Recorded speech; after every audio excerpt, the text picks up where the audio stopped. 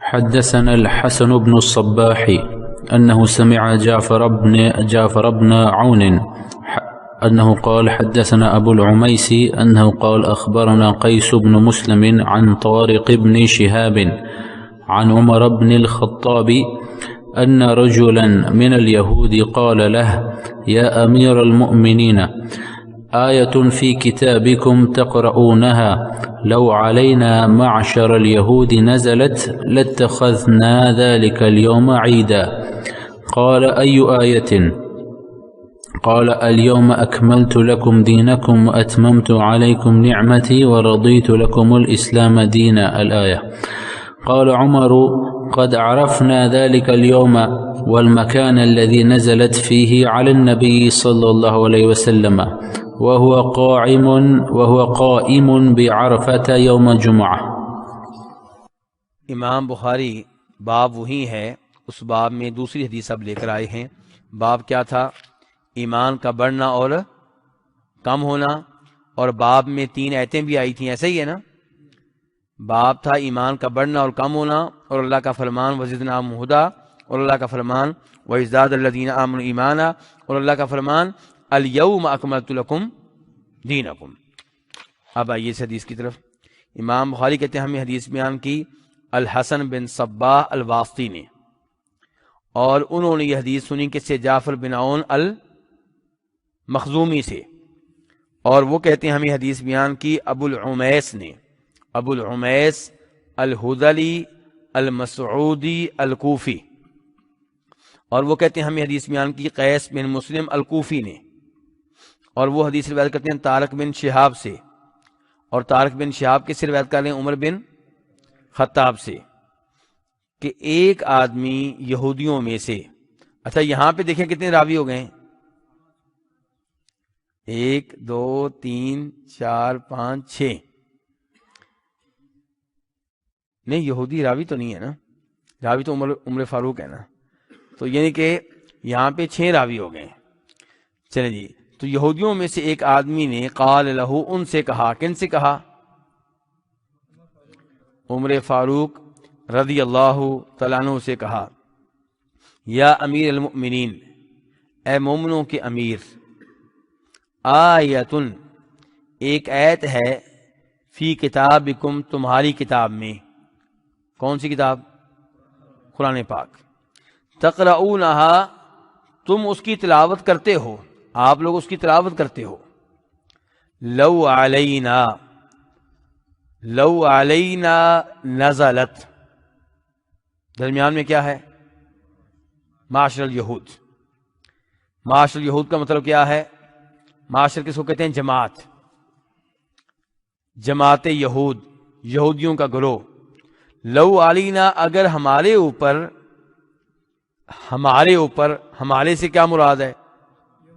اس کی وضاحت ہے معاشر الیہود، اگر ہمارے اوپر یعنی کہ یہودیوں کی جماعت پہ نازلت، یہ آیت اتری ہوتی، تو لاتخذنا ذلک الیوم عیدا، تو ہم اس دن کو کیا بنا لیتے؟ عید بنا لیتے، اس دن کو بطور عید مناتے۔ قال ای آیت، عمر فاروق کہنے لگے کس آیت کی بات کر رہے ہو؟ کون سی آیت؟ قال الیوم اکملت لکم دینکم، آج میں نے تمہارے لیے تمہارا دین مکمل کر دیا ہے، واتممت علیکم نعمتی، اور میں نے تم پہ اپنی نعمت کا اتمام کر دیا ہے، تم پہ اپنی نعمت کو مکمل کر دیا ہے، ورضیت لکم الاسلام دینا، اور میں نے تمہارے لیے اسلام کو بطور دین پسند کر لیا ہے۔ قال عمر، عمر کہنے لگے قد عرفنا ذلک اليوم، ہمیں وہ دن معلوم ہے، والمکان، اور وہ جگہ بھی معلوم ہے، الذی نزلت فیہ، جس میں یہ آیت نازل ہوئی تھی، کس پہ؟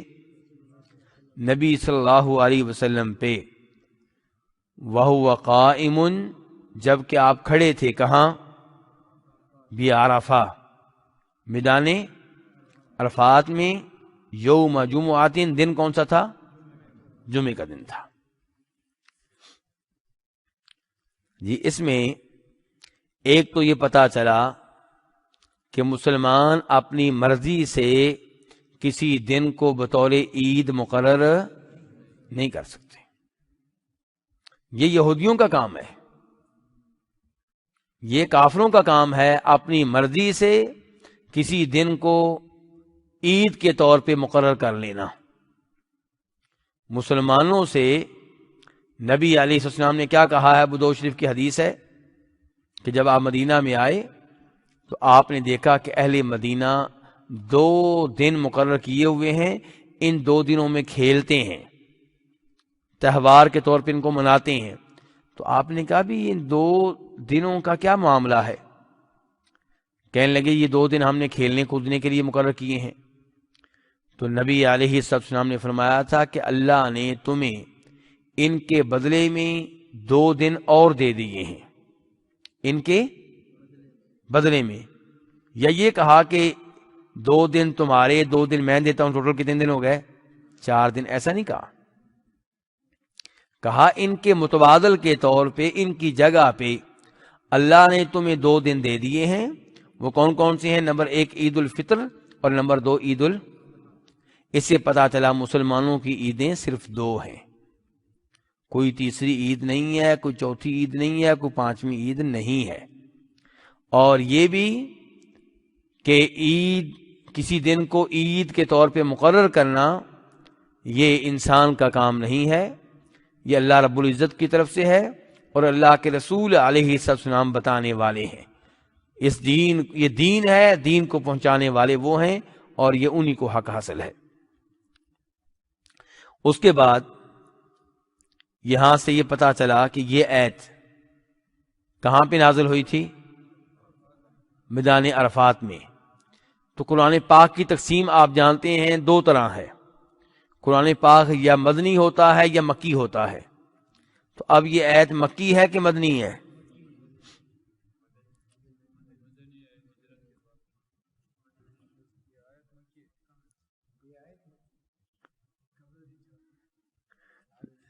آپ لوگوں نے جو اختلاف کیا ہے یہ اختلاف علماء کرام میں بھی موجود ہے۔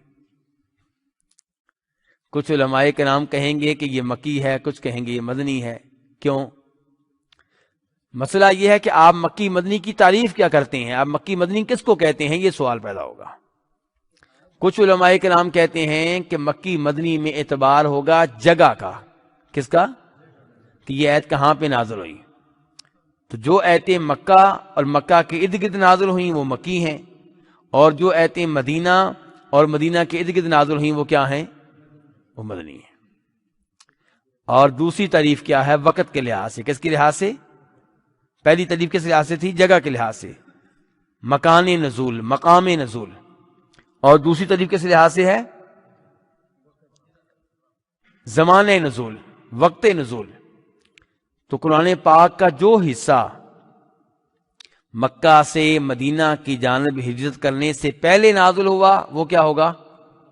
مکی۔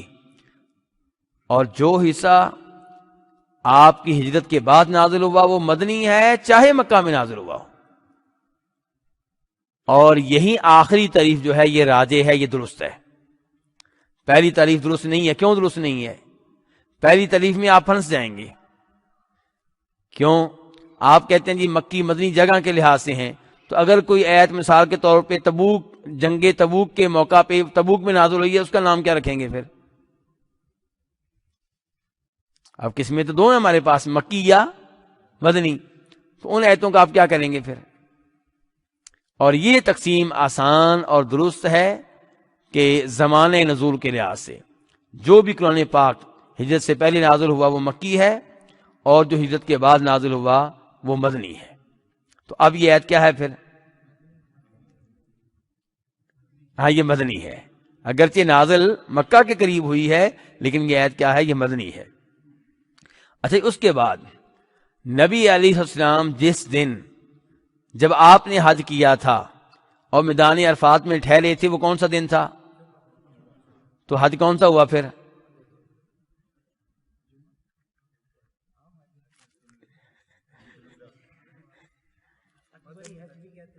ہاں اس کو کیا کہتے ہیں پھر لوگ کیا کہتے ہیں اس کو حج اکبر کہتے ہیں، خصوصاً پاکستان انڈیا کے لوگ۔ پاکستان انڈیا کے لوگ اس حج کو حج اکبر کہتے ہیں جس حج میں یوم عرفات کس دن آئے؟ جمعہ کے دن آئے، جبکہ یہ بات درست نہیں ہے۔ ہاں یہ بات صحیح ہے کہ اہمیت میں اضافہ ہو جاتا ہے کہ ایک ہی دن یوم عرفات بھی ہے، یوم جمعہ بھی ہے، جمعہ کے اپنے فضائل ہیں اور یوم عرفات کے اپنے فضائل ہیں، دو طرح کی فضیلتیں جمع ہو گئیں، کوئی شک و شبہ نہیں اس دن کی عظمت میں اضافہ ہو گیا۔ لیکن اس کی وجہ سے حج کا نام حج اکبر رکھنا غلط ہے۔ حج اکبر پھر کس کو کہتے ہیں؟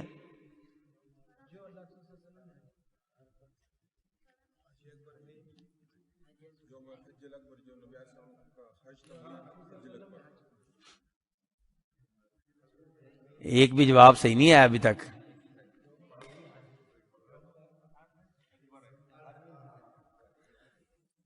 ہر حج حج اکبر ہے۔ اگر ہر حج حج اکبر ہے تو حج اصغر کیا ہے؟ عمرہ۔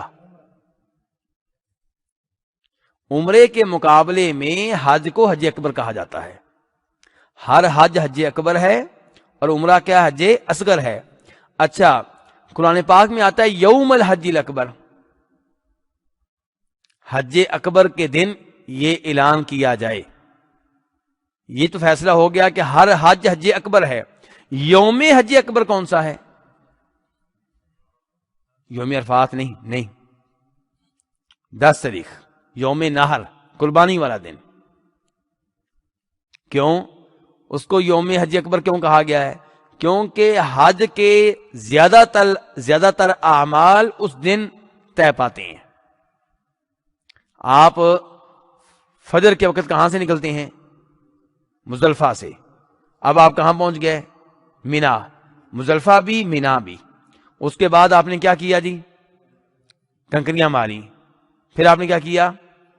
قربانی کی۔ پھر آپ نے کیا کیا؟ بال منڈوائے۔ پھر آپ نے کیا کیا؟ طواف کیا۔ اور امید یہی ہے کہ اسی دن آپ صفا مروہ کی سعی بھی کریں گے اور پھر آپ واپس کہاں آئیں گے؟ مینا میں آئیں گے۔ تو چونکہ اس دن حج کے بہت سارے اعمال سر انجام دیے جاتے ہیں، اس لیے اس دن کو کیا کہتے ہیں؟ یوم حج اکبر۔ اور اسی لیے احادیث سے بھی اس کی تائید ہوتی ہے کہ قرآن پاک میں کہا گیا تھا وَأَذَانٌ مِّنَ اللَّهِ وَرَسُولِهِ لِلنَّاسِ يَوْمَ الْحَجِّ الْأَكْبَرِ، کہ اللہ اور اللہ کے رسول کی طرف سے حج اکبر کے دن یہ اعلان ہو جانا چاہیے کہ اللہ تعالیٰ مشرکین سے بری ہے، لا تعلق ہے۔ تو پھر یہ اعلان کب کیا تھا صحابہ اکرام نے؟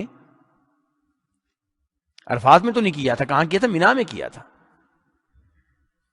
تو یہ روایات اور یہ احادیث بھی بتا رہی ہیں کہ یوم حج اکبر کون سا ہے؟ پھر 10 تاریخ کا دن ہے۔ اچھا جی، اس سے یہ بھی پتا چلا کہ قرآنی علوم کو سیکھنا چاہیے۔ کس کو سیکھنا چاہیے؟ قرآنی، ایک ہے قرآن کی تفسیر، ایک ہے قرآنی علوم، دونوں میں کوئی فرق ہے کہ نہیں ہے؟ قرآنی علوم یہ لفظ زیادہ وسیع ہے، تفسیر قرآنی علوم میں سے ایک علم ہے۔ تفسیر قرآنی علوم میں سے ایک کیا ہے؟ علم ہے۔ قرآنی علوم میں سے ایک تفسیر ہے، قرآنی علوم میں سے ایک اصول تفسیر ہے، قرآنی علوم میں سے کیا ہے؟ اسباب نزول جاننا، قرآنی علوم میں سے کیا ہے؟ مکی و مدنی جاننا، قرآنی علوم میں سے کیا ہے؟ ناسخ و منسوخ جاننا۔ یہ سب قرآنی علوم ہیں۔ تو یہاں پہ دیکھیے جناب عمر فاروق کو پتا ہے کہ یہ آیت کس دن نازل ہوئی، کس جگہ نازل ہوئی، کہاں پہ آپ کھڑے تھے۔ تو یہ ہے قرآنی علوم حاصل کرنا، قرآنی علوم آپ کے پاس ہونے چاہیے۔ اور اس کی تائید اس روایت سے بھی ہوتی ہے جس میں عبداللہ ابن مسعود کہتے ہیں کہ اللہ کی قسم کوئی ایسی صورت نہیں ہے جس کے بارے میں مجھے علم نہ ہو کہ وہ کہاں نازل ہوئی، کس بارے میں نازل ہوئی۔ تو یہ وہ قرآنی علوم جو ہیں صحابہ اکرام ان کا اہتمام کرتے تھے اور ہمیں بھی ان کا اہتمام کرنا چاہیے۔ اچھا اب اس حدیث کا باب سے کیا تعلق ہے؟ دین کا کمال۔ باب لمبا چوڑا ہے نا، آپ جانتے ہیں نا، باب میں 3 آیتیں بھی آئی ہیں۔ باب صرف اتنا نہیں ہے کہ ایمان کا بڑھنا اور کم ہونا، بلکہ باب جاری ہے۔ باب میں یہ بھی ہے کہ اور اللہ یہ فرماتے ہیں، اللہ یہ فرماتے ہیں، اللہ یہ فرماتے ہیں، یہ سارا باب ہے۔ تو اس حدیث میں باب کا جو آخری حصہ ہے الیوم اکملت لکم دینکم، وہ آیت آئی ہے کہ بتایا گیا ہے کہ یہ آیت میدان عرفات میں نازل ہوئی تھی، جمعہ کے دن نازل ہوئی تھی، اور اس آیت میں کہا گیا تھا کہ آج میں نے تمہارے لیے تمہارا دین کیا کر دیا ہے؟ مکمل کر دیا ہے۔ تو اب مکمل دین کے اوپر جو مکمل طور پہ عمل کرے گا اس کا دین مکمل ہوگا، اس کا ایمان مکمل ہوگا، اس کا اسلام مکمل ہوگا، اور جو دین کے کچھ حصوں پہ عمل کرے، کچھ حصے رہ جائیں، تو اس کا مطلب یہ ہے کہ اس کا دین مکمل نہیں ہے، اس کا ایمان مکمل نہیں ہے، اس کا اسلام مکمل نہیں ہے۔ اسلام ترغیب دیتا ہے، جیسے کہ پہلے بھی مثالیں دے چکا ہوں، تلاوت کرنے کی، صدقہ خیرات کرنے کی، اخلاق کی تعلیم دیتا ہے۔ اسلام تعلیم دیتا ہے کہ آپ لوگوں کو کھانا کھلائیں، مہمان کی مہمان نوازی کریں، پڑوسی سے اچھا سلوک کریں، رشتہ داروں سے اچھا سلوک کریں، اور نفلی روزے رکھیں۔ اب ان تمام چیزوں پہ ہم عمل نہیں کر پاتے، جتنا عمل کرتے ہیں اتنا ہمارا ایمان ہے، اور جتنے عمل سے ہم محروم رہتے ہیں اسی قدر ہمارے ایمان میں کمی رہتی ہے۔ تو اللہ رب العزت سے دعا ہے کہ ہمیں ایمان کو بڑھانے کی توفیق دے، اور ایسے اعمال سے، ایسے گناہوں سے اللہ ہمیں محفوظ رکھے جن کی وجہ سے ایمان میں کمی آتی ہے، اور اللہ تعالی ہمیں نبی علیہ السلام کی احادیث کو بھی سیکھنے کی توفیق عنایت فرمائے۔ وصلی اللہ تعالی علی نبیہ محمد وآلہ وصحبہ اجمعین۔